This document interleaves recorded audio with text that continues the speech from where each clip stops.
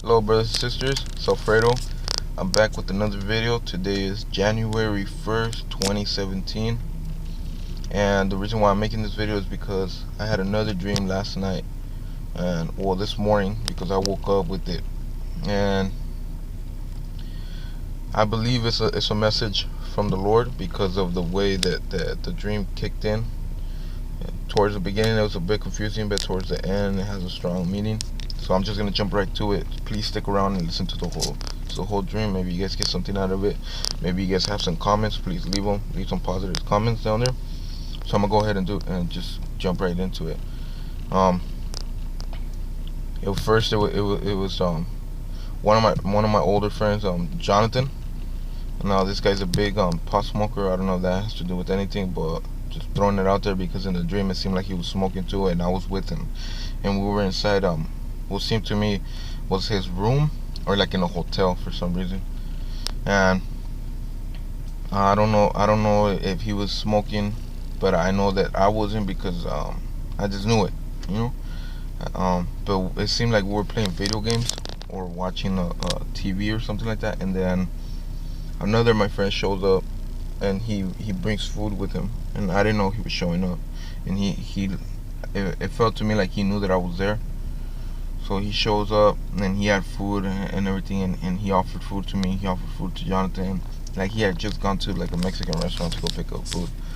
And I just remember looking at the food before eating it or biting into it, and to making sure that there was like no pork, no shellfish or anything like that, because it was like a Mexican torta. It's like a sandwich, you know. And well, I looked at it and it didn't have nothing, so I just started eating it. And as we were eating, you know, normally, we started having a conversation, and I remember Jonathan, the guy that I was right there with, he started saying how the landlord was starting to be sneaky about the rent and everything with his mom, like he was stealing money from her or something like that. That he wasn't being honest or fair with something about the rent or the money or so forth, something like that. I can't really remember exactly what it was about, but I just remember it being about a couple $1,000. So this scene jumped over to a point where we started I don't know if they were fleeing from us because we confronted them about them, and they were like, oh no, we don't have time for this, we can't talk about this or nothing. And these are the landlords. And I told Jonathan, well, let's get in the car and let's follow these people, see where they're going. And I think that's what we were doing, because I remember being in a vehicle and everything just went so fast to the point where I don't know if it was specifically those people that we hit, like crashed into, or if it was somebody else just from the road. But I remember that we crashed into somebody, and I did a hit or run. I hit them and I fled the scene. And as I was fleeing the scene, these people were following me, and I know they were taking down my license plate. But as they were taking down my license plate, I knew that they did not they didn't get all my license plate. Something in my heart told me, you know what, they didn't get all of your license plate. They missed a couple numbers, and I know that the last two of my numbers, or last three, is like 577. So I kept telling myself, and at this point, my friends slowly disappeared from my dream. Like they were still in the car with me, but they slowly faded away. Like they weren't there anymore. And all I kept saying was like, they didn't get my last digits, they didn't get the last numbers on my license plate, which was like 7. And I kept saying 7 over and over and over again. And at that point, my dream immediately jumped over to me being at my mother's house again. And at this point, I remember coming out of the living room out to the front yard, and I was coming out of the front yard. I saw my mother's neighbors across the street. Now I known these people for a long time, and they're older people, but um, the guy's wife, she's always had like something. She's an older woman, and she's always had something like fishy going on. I don't know what it is, but she's always been kind of like, I don't know if attracted to me, but she's always been wanting me to give pay attention to her for some reason. Like and as weird as it sounds, but in that way, kind of like in a temptational way. So I noticed that at this point she wanted me to pay attention to her, but I kind of tried ignoring her because I saw her husband in kind of behind her, and he was sitting in a chair, and he was looking at me with this really like angry look, like he knew something was going on between me and his wife. But in reality, I've never done nothing with his wife.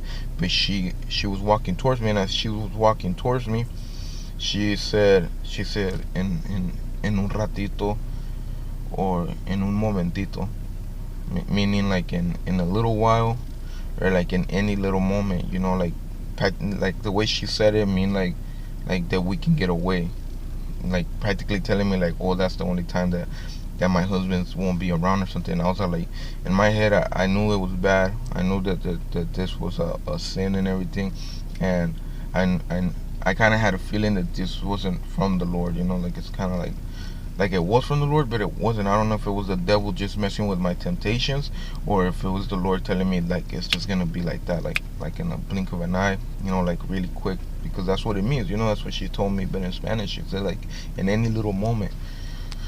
So as this happened, I just turned around. I looked the other way because I didn't want. I just knew it was bad, and my wife happens to come behind me. At this point, she's also coming out of my mother's house, and she's coming behind me. And she's like, "What's going on? Did they tell you anything?" I was like, "No, no, don't worry about it. Everything's fine." And after I said that, this dream immediately switched over again to another scene where I'm driving again, but I'm driving towards the high school right here in our town. It's Vista High School, and I was driving on the main street, and for some reason in my heart I knew that there was like some type of some some type of something going on, like a football game or something. Something was going on at the school. I couldn't tell, but it felt like a football game, like there was a football game going on at this point. And I was driving by there, and I remember every time there's a football game in this high school, there's always a lot of cars parked all around the neighborhood because it gets crowded, and the parking lots from this school is they're pretty small, so people have to park around the neighborhood and everything, and they always get packed with cars. And at this time I was driving by and I didn't see no cars, but I knew there was a lot of people at the school. And I kept telling myself, that's really strange. That's really strange. Why is there no cars, but then again a lot of people at the school? So as I was driving by, driving in front of the school, I immediately, before that, I, uh, I had this urge, or I know it happened, like this, something detonated, like a bomb or something went off at the school, like by the football field. And at that point, I immediately went from being in my car, like I zoomed, like I don't know, it just felt like that way, like in a blink of an eye, I was already in the halls, like outside of a classroom. Like I was standing right by the classroom door, but then I kneeled down a bit so that I can get at the level of this young girl. She was probably like 9 or 10 years old, about my brother's age, and she had a scar, or like a wound, right above her eyebrow, her right eyebrow. And I told her, "What happened to you?"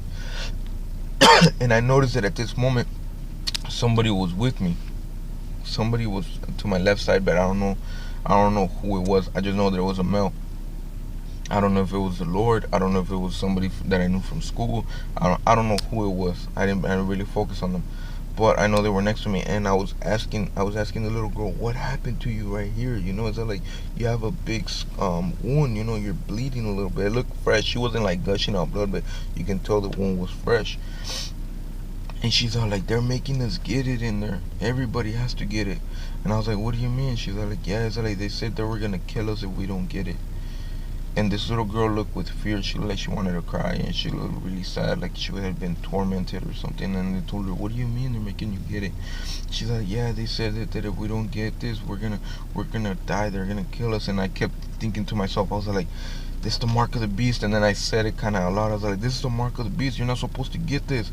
I was like, "The Lord said not to get this. It's like that they would force us to get it, but we're not supposed to get it no matter what." And I kept telling myself that, and that's when I woke up out of my dream, because I felt like this really strong presence come towards me, and I like woke up like because I knew that this was bad. Like so it woke me up, and this is the message that I have for you guys. well, that the Lord has given me, like the mark of the beast is coming pretty soon. That's what I'm thinking. To have this dream and everything, I think the mark of the beast is coming. And just yesterday, this is another little part that I have. This dream that I'm about to share with you guys right now. This one I had it like close to 4 or 5 months ago, and I was still living at my mother's house at this point because I didn't have nowhere to go with my kids. So I went ahead and started reading the Bible again yesterday, and I was reading Saint John, and I think it's chapter 2 where it speaks on it, or chapter 1. I can't really remember, but it's speaking about how one of the first miracles that the Lord did was turn the water into wine. And this dream that I'm about to share with you guys, I had this. I was working on something like this on that dream. I remember that I was at the beach. I was by the shore. No, I was in the water, but the water level was shallow. It was like about my waist height, and I was with some other guys, but we all seemed like young. We seemed like kids in a way, and we were with this lady. She looked kind of older, and she had like a rope on and everything. And now maybe it was a lady because she wasn't doing much of the speaking, but you can kind of hear it, or maybe it was the Lord teaching us this, and I couldn't really tell, but. Because we were so focused on what we were doing, she or he was telling us, and he was telling us how to make this how to grab the water from the ocean into this big machine. It kind of looked pretty pretty huge. I would have to say about trash can size. You know, the trash cans that you take out when a trash man comes. You have a house. They're gray, green, or blue. Okay, about that size, but it kind of looked round, and it kind of looked like it had just a center stem, kind of like a tree, but like about the can size, the trash can size, and it was in the ocean. And as the waves would come, we would wait. He or she would keep telling us, "You have to wait for the wave to come because that's the only way the water can go in it because it'll reach its height."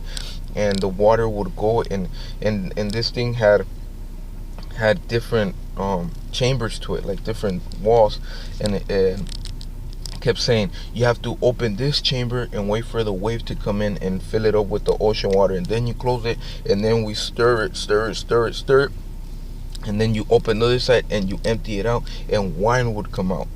Wine, a lot of wine, like all the water that would go in there and would mess with it eventually would come out and be wine. And I kept and we kept doing this, and I felt like it was like they were teaching us how to do this, the wine, like turn water into wine. And we were at the ocean, so I remember the water being like really salty, like really heavy and everything. Have you ever been to the beach? You see, like, have you even tasted the water? It's really salty, it's nasty. So in my head, I was just blown away from this dream. I still remember that it would come out clean, just pure red wine. And I kept telling I was amazed, you know, in my dream. I was like, wow, you know, like, can't believe we're learning how to do this. And then I woke up. Now this dream was kind of short, like just how I described it. And this dream, like I said, I had it like 4 months ago, 4 or 5 months ago, and I was gonna make a video about it a while back, but I completely forgot. Like, I don't know if the Lord just took it away from me. And then just yesterday when I was reading the Bible, it came right back to me. As soon as I started reading those passages and everything about the Lord turning the water into wine, immediately I just got the whole dream back inflicted in my head, and I was like, I have to share this. And it's not funny to me, but it's amazing to me how the Lord works. You know, he puts dreams and messages in us for a reason, because he knows that we'll get it out there. And this is my encouragement to anybody else that might have dreams or messages that you know that just seem a bit awkward. And we read the Bible a little bit, maybe you can relate your dreams to the Bible a bit, and if so, that's something amazing, because the Lord has been blessing you with messages so that you can warn brothers and sisters, anybody that walks blindly nowadays. Warn them and let them know that the Lord is speaking. He's speaking, and he wants us to speak for him and let people know, warn them that he is coming. And these things that he tells us and warns us about is for a good reason, so that people can wake up and stop believing the lie and believe the truth, which is the truth is that we weren't placed here just to buy, eat, digest and just breathe this air, and that's it. No, we were placed here for a reason. God made us for a reason, so that we can share our love for one another and care for one another, not hate one another or be perverted towards one another and so many other evil things. This video, I had to cut it, guys. I love you guys. Please share this. May God bless you guys.